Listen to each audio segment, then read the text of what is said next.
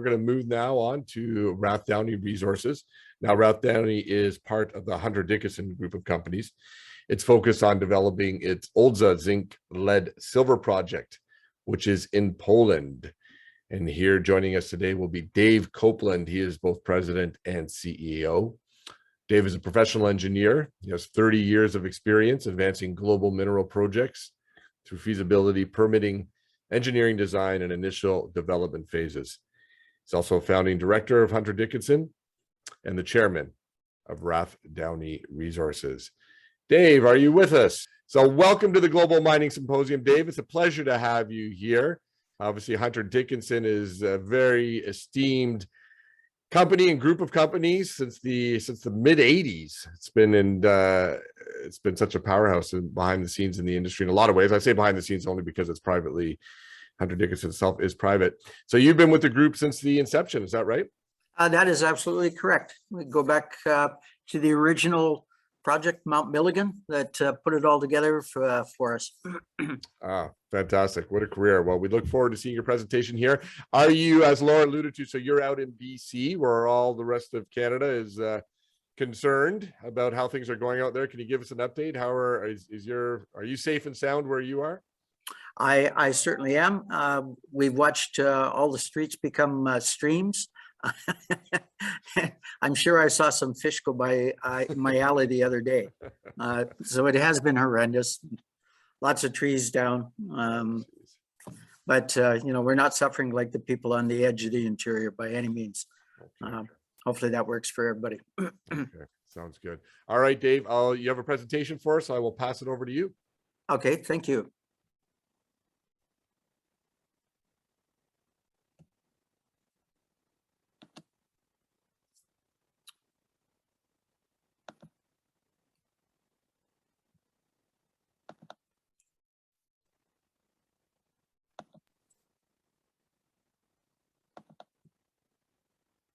Here we are. We just need you to use the share screen button at the bottom. You see the share screen button at the bottom? Looking. And if not, I can do it for you. All right. You can just tell me, hey, Laura, change the next slide. Does that sound fair? Yes. Perfect. Here we go. You can do work your magic now.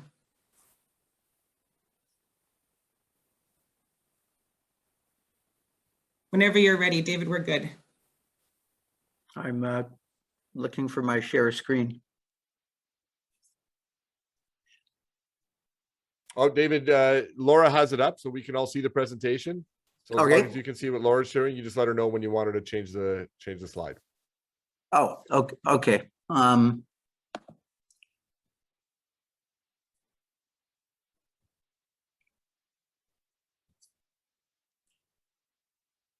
Sorry, I can't see what she's looking at.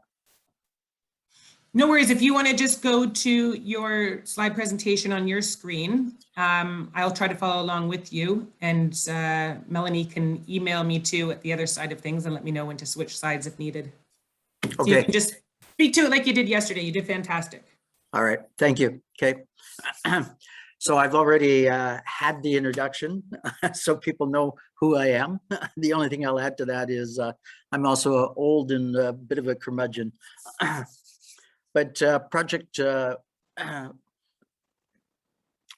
OLSA is a zinc lead silver development project in the Upper Silesia district of Poland.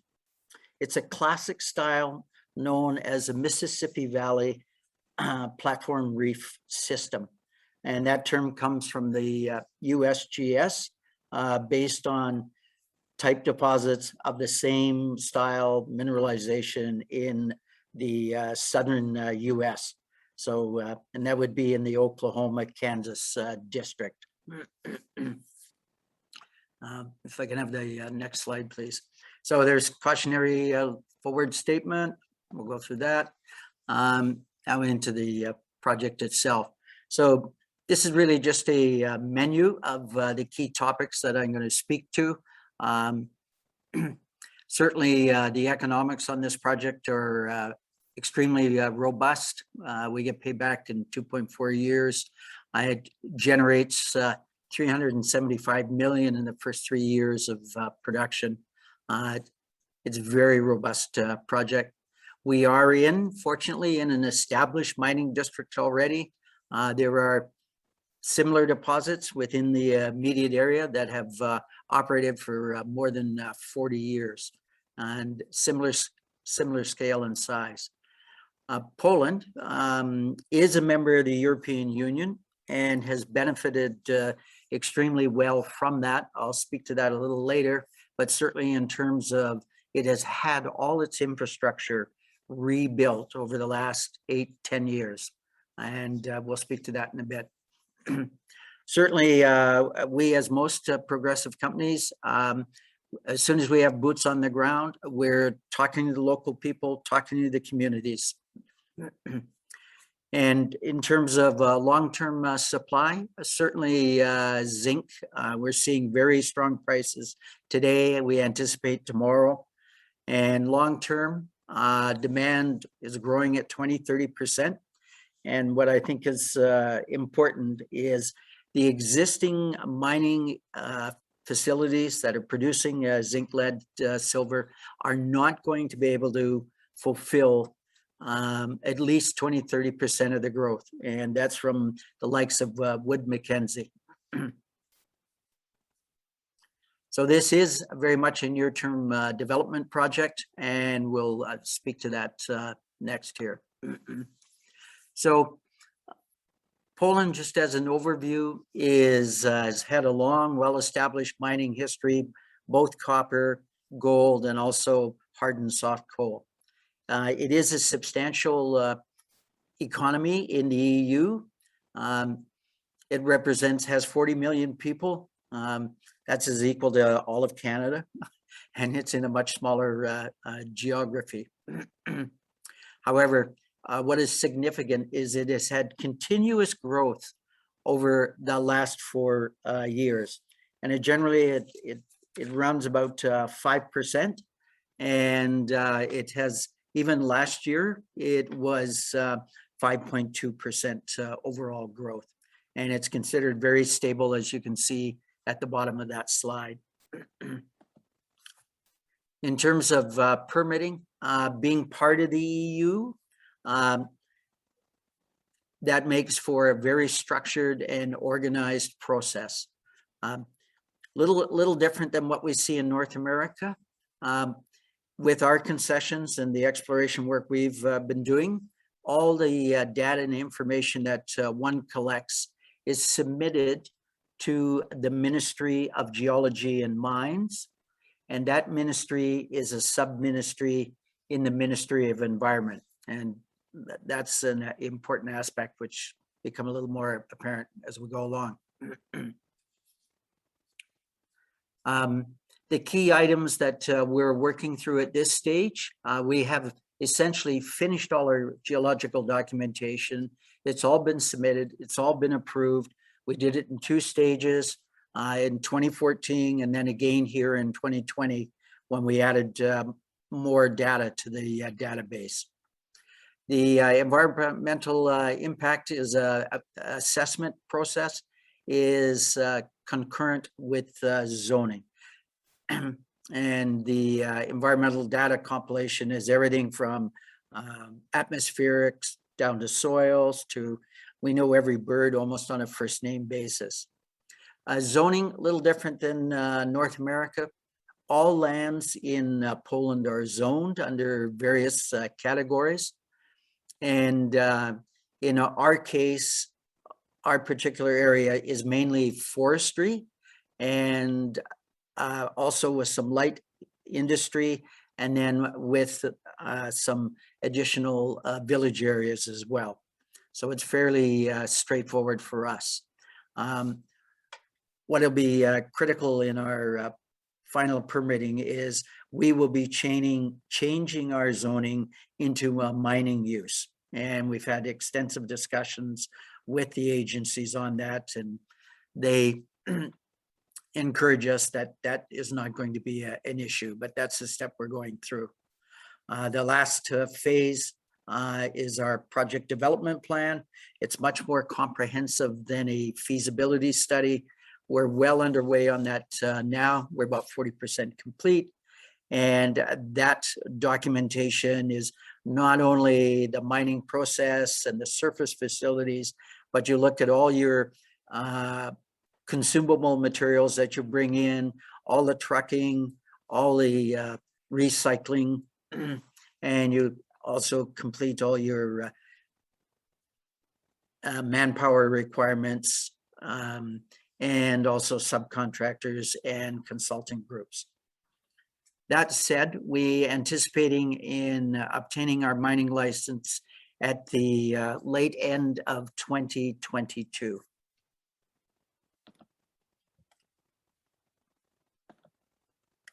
So, location. Here we are, Poland. Everybody can see the green blob. We're down at the bottom of the green blob where it says Project OSA. I want to reference at the top, there's at the Baltic Sea there's a place called Gdansk, and that's a major port for global import-export. And that will become very important to us in a bit here. We're also fortunate that we're in an existing zinc-lead district, and there are operating mines and have been for 50, 60 years. Currently, there's a mine that's called Parmigiani that's owned by ZGHB. They've mined for over 40 years. They're literally down the street from us. They're about 16, 17 kilometers away.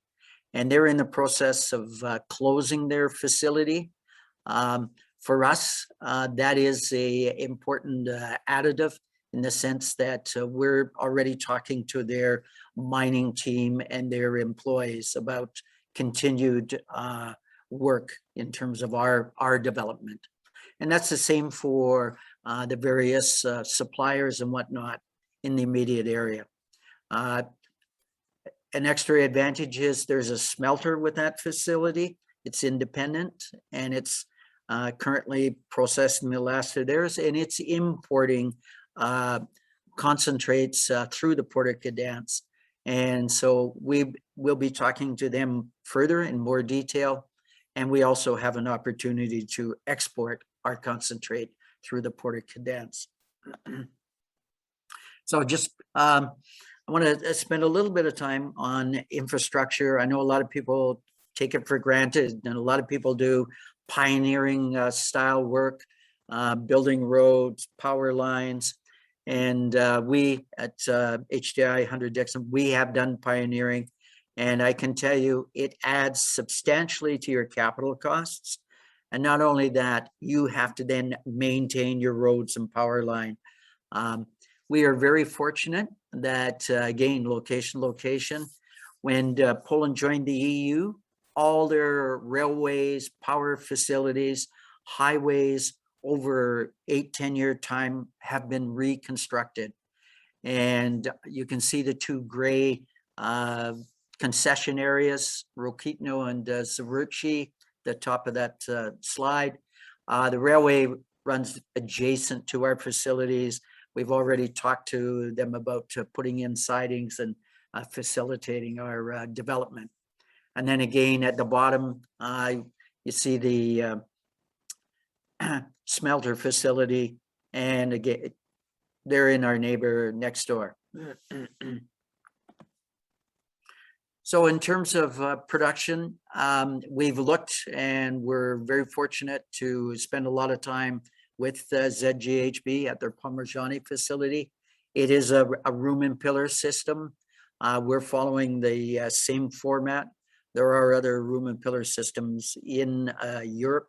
It's a common method where you have bulk resources. So we've patterned our development similar on there. So we'll mine 6,000 tons a day. We're about 7% zinc, lead, silver combined. Parmigiani, interestingly, has run for over 45 years. They produced 90 million tons of ore. We'll see how far we go. We anticipate we'll be able to do something very similar. We've already outlined our first 12 years of production. The rest of the typical concentrator, flotation, and we'll have a surface dry stack tailings facility. And as we said, annually we'll produce about 89,000 tons of zinc and 27,000 tons of lead and associated silver. Just a little geology here. As I said earlier, this is classic Mississippi Valley, courtesy of our good friends in the US. That said, these are classic, what they're called platform reefs. So analogy would be the Great Barrier Reef off Eastern Australia. And so it gives a sense of scale. And I don't know if people can see the size of the zones here. The smaller one at the top is 3,000 meters long. The one at the bottom is over 5,000 meters long. We see very good thicknesses. In the upper block, we're anywhere from 3 meters to 5 meters in thickness, and we have very good continuity. There isn't very little disruption in terms of faulting.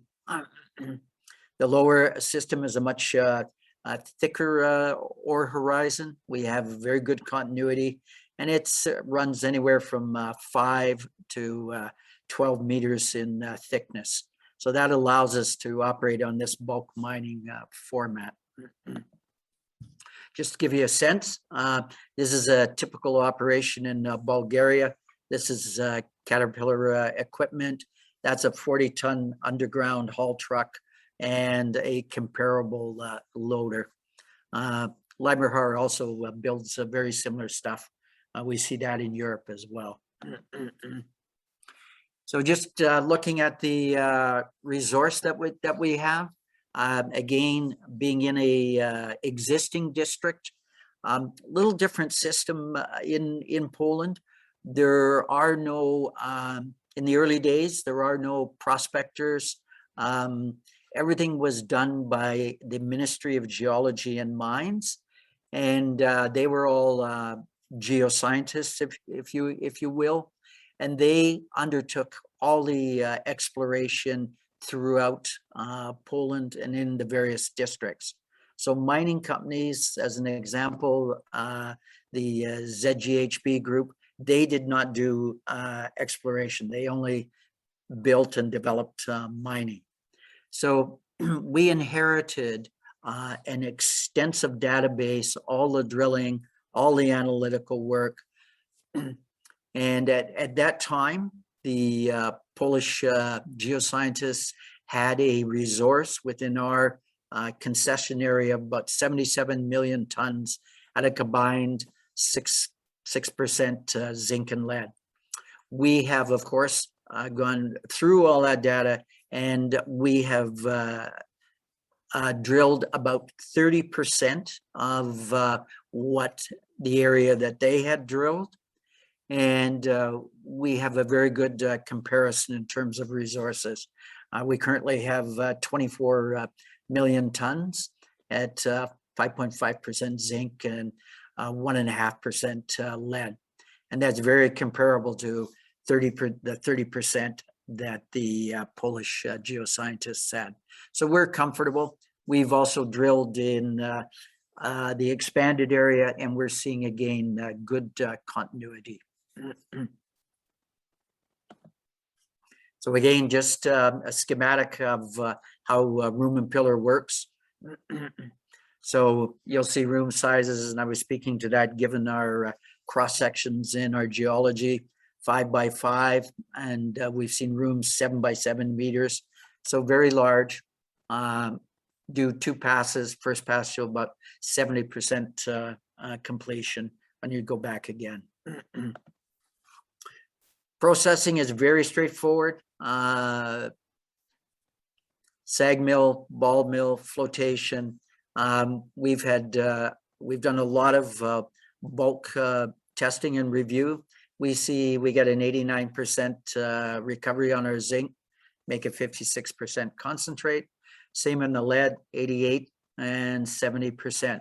What's really critical to us, and it comes from into the smelting process, is this style of deposit, and this deposit in particular has very low iron content, very low manganese content, and no associated nasties. Our concentrate consultants advise us that this will embark a higher value, and it turns out there are a lot of dirty concentrates that are purchased in South America and elsewhere, and that this type of style of concentrate will be used to blend and facilitate those concentrates. So in terms of stakeholder engagement, we're very proactive, have always been. I'll use that comment, boots on the ground. Initially arriving, we've went out and met people, talked to people. We're very proactive in the community. We sponsor a lot of activities, and we do a lot of education work. We look for opportunities where we can present there's lots of festivals in Poland. We have a portable booth system that we take to all those places. We look for opportunities to meet with groups wherever we can. And we enjoy a very good reception in terms of job opportunities, especially with the Parmigiani facility closing. They have about 500 direct employees, will be very similar. And the various suppliers and trucking companies and whatnot, there's about 5,000 jobs in there. We will be picking up where they essentially are leaving off. So again, in terms of infrastructure and capability, we don't have to reinvent the wheel. Again, very cost effective for us. In terms of costs, our capital costs are on the order of 233 million. And the breakdown there is on the slide. And that also includes what we would have to do in terms of infrastructure, if any. In terms of operating costs, again, it's about $47 a ton mined. And then we've also included the TCRCs and the freight if we were going to go to the Port of Gdansk. So on a standalone basis, our zinc cost is 57 cents US. If we take the lead credit, we're down to 47 cents a pound, which gives us a very strong margin. In terms of licensing, we have a very strong group of people and a very good team. That brings me to the end. I just want to talk about, flip back to infrastructure. We're very fortunate. We have the railway literally on the west side of our concessions. We have existing power that's available in the size and quantities we need. We have a new highway system that essentially goes to our district area, and that saves us tens of millions of dollars. And furthermore, we don't have to maintain that. We don't have to maintain the power line. We don't have to maintain the highway access, and we don't have to maintain the railway, thank goodness. Excellent. Yeah, no, that's a powerful part of the opportunity there, David. Thank you for that. Incredibly thorough. I think it's great to see when someone of your pedigree and experience gives a presentation, all those key details are really covered off nicely. Just one we've gone a little bit over, but time for one question here. For our delegates that aren't really familiar with this style of mineralization, this kind of zinc, lead silver platform reef. Can you give a little bit more on, how big can these be, and what does the mineralization distribution look like typically on a deposit of this nature? Yeah, no, it's they are certainly, I'll make a quick analogy. It's like having a porphyry deposit. They are large and consistent. Now, not all the porphyry deposits are some of the zinc deposits, but on a whole, they are an incredible style of deposit to be able to capture or find, if I can use that term. And as I said, in the southern U.S., Oklahoma et al., they started mining there in actually in 1800s, and they've continued to mine to this day in several platform reef systems that are all interconnected. So these are company builders, long life, very consistent. And we see that, we're fortunate. We have the Parmigiani mine next door. It's operated for over 45 years. And prior to that, there were smaller mines in that same general reef system. So these are very large systems, very consistent. Structurally, they tend not to be particularly disrupted. They're very consistent. And that's, we have to thank the mineral gods for that. Excellent. Thank you, David. We will have to leave it there. I do see the question here from Hussein. Hussein, can you, or Laura, can you make sure that David gets the question from Hussein, and David can, it's along the lines of what we talked about, and I think we just covered it off anyway, but just to be extra sure. Thank you, Hussein, for your question. We are about 10 minutes over though, Hussein, which is why we do have to charge on. But David, thank you so much for an excellent presentation. We wish you continued success in Poland. All right. Thank you very much. Everybody have a great day. Thanks, we'll David, try and so not much. float away here. Don't float away, please. Get out that fishing rod if you see any fish going by your laneway again, all right? Absolutely. Take care. Bye-bye. Thank you.